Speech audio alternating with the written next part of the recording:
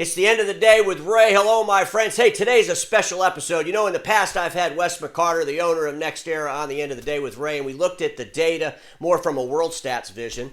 Today, I'm bringing Dan Fink and Dan Voss from Marco, and Dan Fink heads up the team that analyzes the data with the managers in the dealerships. And Dan, how are you both doing today, man? Doing well. How are you doing, Ray? Hey, I'm doing great. You know, I thought it'd be a great time to kind of highlight one of the premier customers of NEXERA, Marco, and I know you have Dan here with you. So why don't you go ahead and introduce Dan, and let's just have a conversation about how NEXERA data is really helping Marco in these kind of crazy times, even though it's helping before the crazy times as well. Well, thanks for coming on, Dan. This is Dan Voss. He's the Director of Copier Services at Marco, working out of the St. Cloud area. So I'll turn it over to you. Dan, how are you doing, Good morning, man? guys. Appreciate you being on. You know, how are things up there in Minnesota? Not bad. Crazy times we're in, right?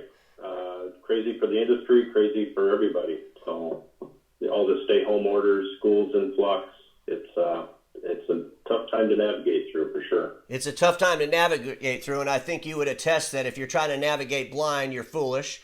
All good navigators in a storm need data. They need to rely on the data, and they need to know the data is going to help them. So let me ask you a question. How long have you been with Marco, and how long have you been using the NEXERA data platform? So I was actually part of an acquisition back in 2012. At that time, it was one of Marco's biggest acquisitions out of Iowa. Okay. And when we came aboard, obviously they were already currently using NEXERA and all the data involved with it. So it's something we feel strongly about, the partnership and the numbers. Obviously, metrics are huge. How else do you make decisions business-wise, right? Well, you know, a lot of times people look at data or they think, or the teams, when they believe they're being evaluated by data, they think it's about trust. But it's really about, you got to evaluate need, and then you have to address the cost for those needs, and you have to have some science in that. So when you came from this other dealership that Marco acquired, you know, what was the awe moment when you looked at the data for the first time? Well, first time, I mean, the previous dealership was not using NEXERA's data at all. So not sure how they were driving it and to become an efficient dealership, hence probably why they were acquisitioned, correct? There you go. So it definitely is eye-opening to see supported clicks, how the techs are doing, you know, and through these tough times, you know, our biggest challenge is, you know, we have a major drop-off, obviously, like every business during this time of click volume, and also as we're writing new contracts, which, you know, a few hundred a day of new contracts, CPCs are actually being driven lower, right, just because of the nature of the business. So how do you navigate that? That's the big question. Well, we all know that we can't really dictate what a customer's going to pay for a click. I think the market's pretty much determined that. You know, we could sell a little bit of extra value, but we really have to control those costs. You know, Dan Fink over here at NEXERA, you've been doing this for a long time with the team at NEXERA, previously BEI, for those that didn't know that. But Dan, you have a program called Acuity. And, you know, when I've had Wes on and we really dig into what we call world stats, but this Acuity platform is really for the folks in the dealership, such as Dan, that are looking at this data. Can you kind of show us a couple of screenshots on that? Because I think it's important for our friends to see really what the details are to help them manage their teams more profitably. Sure, I can do that real quick. I also want Dan Voss to kind of talk about what they use the program for. I know Marco uses it quite a bit. When they do all of the reviews, all of the decisions they have, monthly reviews with the techs. And so our Acuity program is plain and simple. It's a nice dashboard that allows you to easily view what's going on within your company. The view I'm showing here is at a service director's level. Okay. So he's got all the managers under him, the supervisors under him. He can quickly, easy see his KPIs that he's looking at. And by color coding, knowing which ones they're doing well at, which ones they're not doing well at. Green means good, yellow is close, red means there needs some improvement. Of course, all of the time accountability stats and the gross calls per day, all of that are red right now. You'll see that across the board with COVID at all different companies. Okay. And But just the to be thing clear, is, Dan, this is not Marco's data we're looking at. This is just a demo for him, so I don't want people to think yeah, we're this is just a demo group. This is our demo site, so Okay. it's wash data with different names. Sure. So yes, it is not Marco's data. Thanks for pointing that out. Okay. But you can see right away when you're talking about cost and trying to control costs, you can see what the company's cost per copy parts is. But the best part about this is when you're at 00159, what does that mean? Mm-hmm. It doesn't really mean anything because it could be high volume machines, production machines, color machines. What is it? But we also determine at what percentage of world average are you. So if you're at 85%, you're doing very well. So if you're at 130% of cost per copy parts, well, then you'd be over. Mm-hmm. But if you wanted to dig into that area, and again, I made this red just for something to dig into, you can easily go through and find out which supervisors are the worst or what techs are the worst if you wanted to improve those areas. So let me ask you a question. That Chief Niner would need help in this area.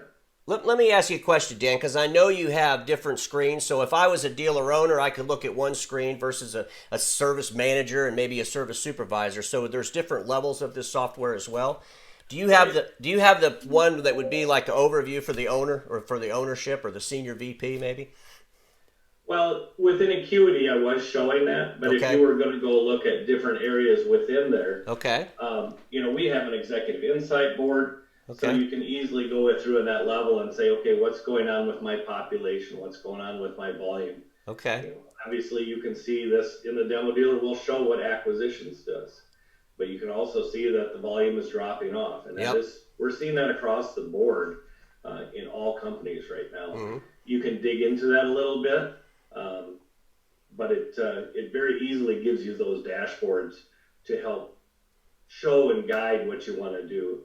And the point I want to point about our Acuity is we show you the areas where you can easily improve, but unlike other platforms where we just tell you that's where it is, you can actually dig in and we'll point out which models that you need maybe help training on, boost up inventory on to help in those situations. Pretty good stuff. All right, let's bring you guys back down. Let's have a conversation. So, Dan, you've been on this since the acquisition. You use it to help drive some disciplines. Do you have any pushback from the tech teams when you come in there with some? Sometimes you have to make tough decisions, but you're basing those on data. What kind of pushback do you get from them? The good techs that are really, really into the numbers, right? You can have all kinds of numbers, but they really don't mean nothing if you can't use them to help drive the efficiencies or help in coaching. Mm-hmm. And one nice thing with this Acuity is it's interactive with the techs, meaning they have the ability to log in and see how they're doing and where they can become more efficient.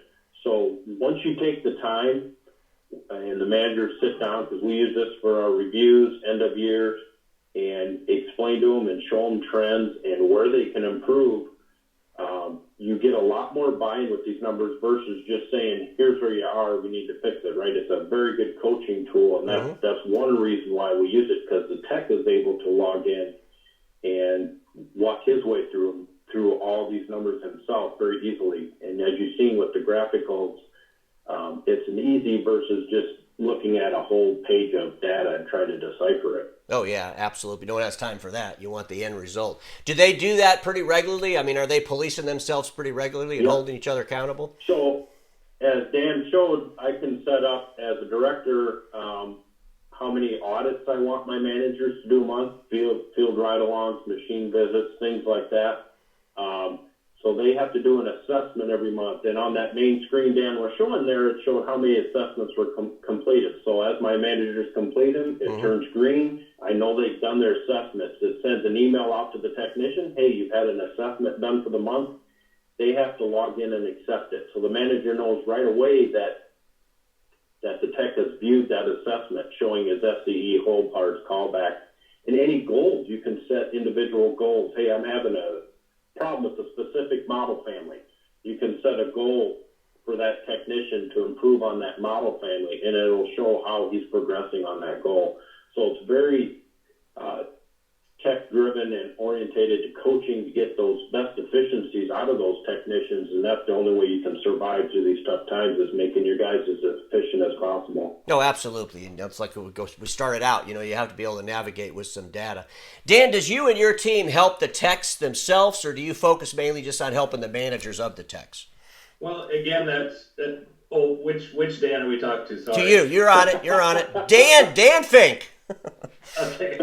So on our team, we will do pretty much anything that the customer asks us to help out with. We've come into Marco multiple times and done manager training sessions when they get all their managers together or supervisors together. Dan and I actually we've been in 3 meetings this week together, working through different things. And right now we're working on a project to redo all of their parts for their car stocks, for their inventories, for all the technicians. So, it's a constant kind of a relationship thing. And that's part of what we try and give. Now, if I work with a smaller company that maybe has more inexperienced managers or less managers that have been in the program a while or been a manager a while, we've actually gone in and helped do the assessments with the technicians the first few times to help teach the managers how to do those coaching sessions. So we actually go to all levels. It all depends on what the company's needs are that we're working with at the time. Okay, and I imagine right now there's a lot of companies looking hard at data, and you guys are probably working pretty hard. So, but good, because that's what this data it was built for this. I told Wes a long time ago, spent 30 years building data that's probably more important today than it ever was in its history.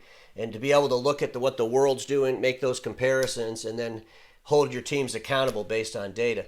So, Dan Voss, it sounds to me like with the NEXERA platform, you're really able to manage your entire ecosystem of service based on data and obviously put in your own human component to that. But it's all there. There's nothing you have to reinvent.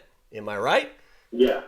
Oh, exactly. And with a few clicks, I can look at it from a high-level view, or I can go right down to a technician and see what's going on, and that's what's nice, right? And like you said, with the scoreboard, you can quickly see where we're sitting, and what needs the biggest focus, right? So it is a great tool as far as coaching and knowing what the numbers mean. It's one thing to have the numbers, but what do you do with them? Yeah, you're right about that. Numbers are meaningless unless you can execute based on them, that's for sure.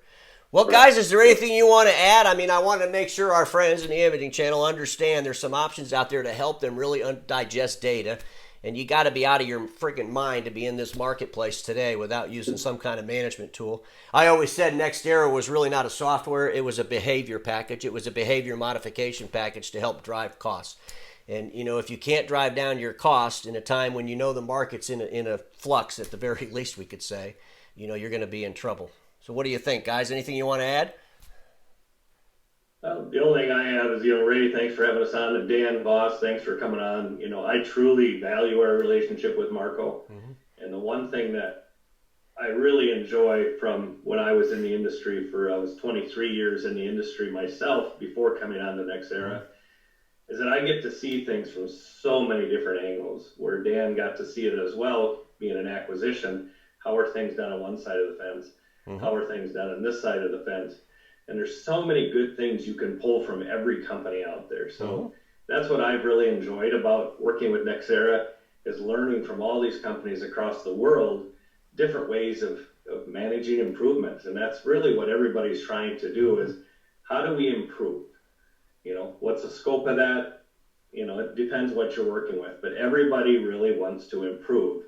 And I truly enjoy helping people try to do that. Well, Dan, let me ask you a question. Do you think everybody has room to improve regardless of how perfect they are? Well, everybody except you, of course. Right? Yeah, well, no, trust me. I got room to improve. Well, Dan Voss, I appreciate Marco's a great company. You guys are doing some phenomenal things. We all got slapped in the face with this crazy-ass pandemic, but, we'll get through it, and we need to manage by our data. And I'm going to end this the way I always do. Status quo is the killer of all that'll be invented. Don't get stuck in status quo. We'll see y'all tomorrow.